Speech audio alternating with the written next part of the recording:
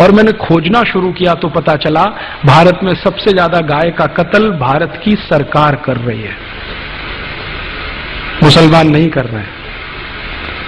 और इस देश में ऐसे कई मुस्लिम समाज हैं जिनको मैं जानता हूं जो गाय को वैसे ही पालते हैं जैसे आप पालते हैं। आप कभी आइए, गुजरात में कच्छ नाम का एक जिला है। कच्छ जिले में एक नहीं सैकड़ों मुसलमान नहीं हजारों हैं जो गाय पालन करते हैं। गाय का दूध बेचते हैं, दूध में से दही बनाते हैं, दही से मक्खन निकालते हैं, मक्खन से घी बनाते हैं और बेचते हैं। आप राजस्थान में आइए, बीकानेर, जैसलमेर, बाड़मेर, ये तीनों जिलों में एक नहीं हजारों मुसलमान हैं जो गाय पालते हैं, गाय का दूध बेचते हैं, दूध में से मक्खन बनाते हैं, फिर घी बनाते हैं और धंधा करते हैं। राजस्थान का एक इलाका है अलवर, मेवात क्षेत्र कहते हैं। पूरा मेवात क्षेत्र जो है ना मुस्लिम समाज के भाइयों से डोमिनेटेड है। वहां एक नहीं सैकड़ों मुस्लिम भाई हैं जो गाय पालते हैं, गाय का दूध पीते हैं, गाय के दूध से दही बना के वैसा ही भी घी और बिजनेस करते हैं। मुसलमान गाय नहीं काटते। ये बहुत बड़ा भ्रम है जो हम हिंदुस्तानियों के बीच में फैलाया अंग्रेजों ने, और ये भ्रम फैलाया था अंग्रेजों की रानी ने, जिसको हम दुर्भाग्य से विक्टोरिया कहते रहे हैं। उसने एक चिट्ठी लिखा था 1894 में। अंग्रेजों का एक अधिकारी हिंदुस्तान में था, उसका नाम था लैंसडाउन, गवर्नर था इस देश में।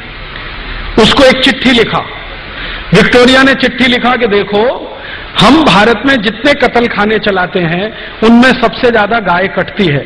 ये भारत के हिंदुओं को पसंद नहीं है क्योंकि ये उनकी अधिष्ठात्री है, माने हम उसको पूजनीय मानते हैं, मातृ समान मानते हैं।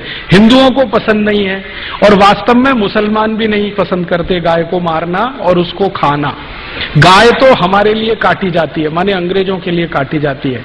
अब भारत में हिंदू और मुसलमान कभी एक हो गए और गाय बचाने में लग गए तो हमारी सरकार नहीं चलेगी भारत में। इसलिए तुम एक काम करो कि जितने कत्ल खाने चल रहे हैं गाय काटने के लिए, उनमें मुसलमानों की भर्ती कर दो और हिंदुओं को बताओ कि गाय देखो मुसलमान काट रहे हैं।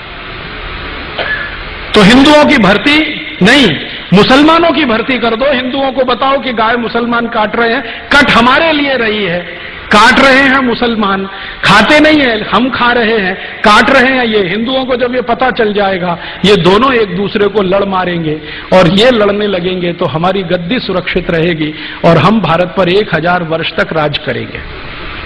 ये विक्टोरिया की चिट्ठी है, लैंसडाउन को 1894 में लिखी गई। इस चिट्ठी से पढ़कर मेरे समझ में आ गया कि पॉलिटिक्स क्या है इस देश में। पॉलिटिक्स ये है कि गाय कटे अंग्रेजों के लिए और लड़ते रहे हिंदू मुसलमान। हम एक दूसरे को गाली देते रहें, एक दूसरे की टांग खिंचाई करते रहें और अंग्रेज मजा करते रहें। इस तरह से अंग्रेजों ने वो एक जो पॉलिसी है ना, बांटो और राज करो, डिवाइड एंड रूल, वो ये है। तो इस डिवाइड एंड रूल में हमको फंसाया, गाय को कटवाया और एक दो नहीं करोड़ों गाय को कटवाया इस देश में। एक कत्ल खाना जो कलकत्ता से शुरू हुआ, धीरे धीरे भारत के हर कैंट एरिया में फैल गया। 350 कैंट एरिया अंग्रेजों ने स्थापित किए, 350 कत्ल खाने बना दिए।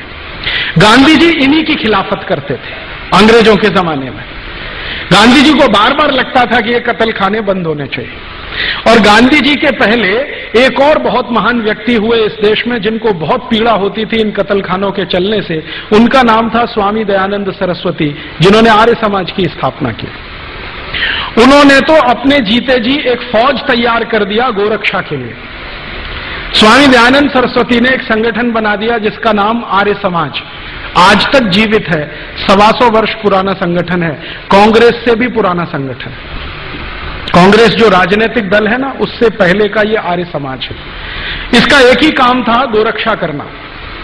और इस आर्य समाजी संगठन ने पूरे देश के नौजवानों को ऐसा चार्ज कर दिया था कि भारत के 7,32,000 गांवों में हर जगह गोरक्षा समिति बन गई थी। 1870 से ये शुरू हुआ और 1894 में आकर ये आंदोलन अपने सबसे उच्चतम शिखर पर था। और 94 में जब ये आंदोलन उच्चतम शिखर पर था तो भारत के हिंदू, मुसलमान, सिख, ईसाई, जैन, पारसी, बौद्ध सब मिलकर गोरक्षा में लगे हुए थे। और अंग्रेजों के सामने एक प्रश्न खड़ा कर दिया था कि एक भी गाय कटेगी तो अंग्रेजों की खैर नहीं। तो अंग्रेज घबरा गए थे। इसी घबराहट में रानी ने चिट्ठी लिखी थी 1894 में कि अगर इस आंदोलन को तोड़ना है, हिंदू मुसलमानों को लड़ाना है, तो तुम ये काम करो कि सारे कत्ल खानों में मुसलमानों की भर्ती करो और हिंदुओं को बताओ कि गाय ये काट रहे हैं। और जब ये खबर अंग्रेजों ने फैलाई, उसके बाद इस देश में हिंदू मुसलमानों के दंगे शुरू हो गए। मैं आपको विनम्रतापूर्वक बताना चाहता हूं कि 1894 के पहले इस देश में एक भी हिंदू मुस्लिम दंगा नहीं हुआ। पहला हिंदू मुस्लिम दंगा 1894 दिसंबर में हुआ, रानी की इस चिट्ठी के बाद, और उसके बाद लाइन लग गई दंगों की। फिर क्या हुआ? आजादी का प्रश्न पीछे आ गया, गोरक्षा का प्रश्न पीछे आ गया, हिंदू मुसलमानों का सांप्रदायिकता का प्रश्न सबसे आगे आ गया। और अंग्रेजों ने लगभग 60-70 साल तक इसी आग को जलाकर रखा और इसमें समय समय पर घी डालते रहे। वो कभी भी ये दोनों एक ना हो जाएं, इसके लिए पूरी ताकत लगाकर अपने एजेंटों को उन्होंने भारत की बहुत सारी संस्थाओं में घुसा के बिठा दिया।